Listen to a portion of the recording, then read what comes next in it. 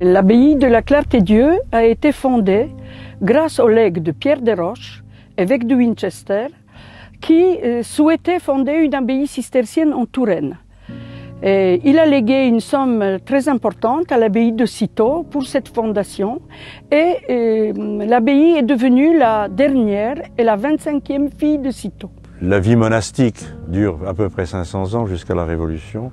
En 1791, c'est vendu comme bien national à un marchand de pierre qui démonte tout jusqu'en 1816. Et à ce moment-là arrive un nouveau propriétaire qui lui arrête le massacre et ça devient une ferme. En 2002, nous avons cherché un lieu pour habiter et installer nos ateliers.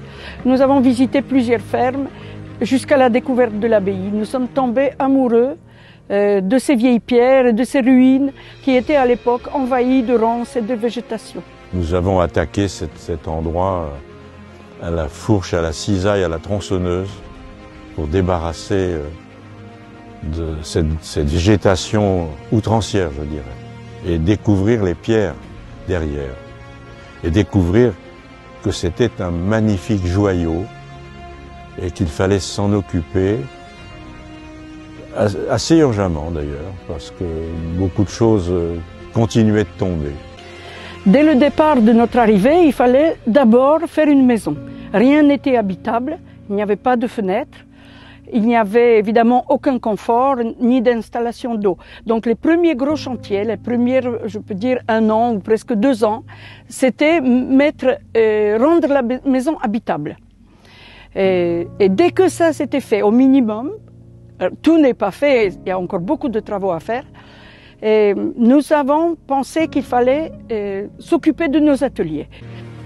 Alors, évidemment, dans les gros travaux, nous avons découvert dans le bâtiment des frères Convert, qui est lui entier, resté du XIIIe siècle, une charpente extraordinaire qui date de 1274-75 et qui était devenue dangereuse parce que une partie tombait, elle se penchait, les aisseliers partaient les uns derrière les autres et nous avons pu faire une réparation qui fait que la charpente maintenant est fixée. Nous avons remplacé les bois qui manquaient, réparé une partie de la sablière, mais le plus grand projet maintenant auquel nous voulons nous attaquer, c'est le projet qui consiste à reprendre complètement la salle basse qui est sous le réfectoire, donc l'aile sud du monastère, qui est une salle en voûte d'ogive,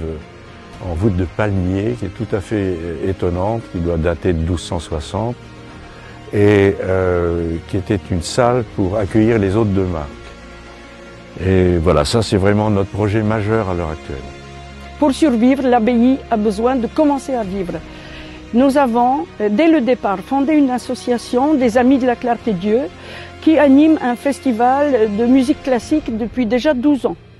Il y a une deuxième association qui est fondée, les Clartés Musicales, qui anime un festival de jazz et musique du monde.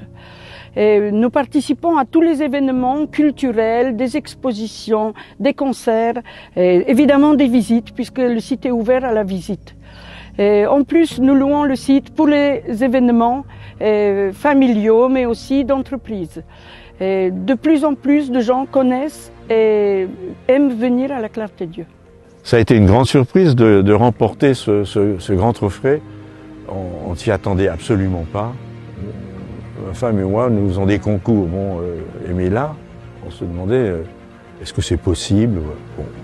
Et ça a été donc une merveilleuse surprise, inattendue. Et merci, parce que c'est extraordinaire.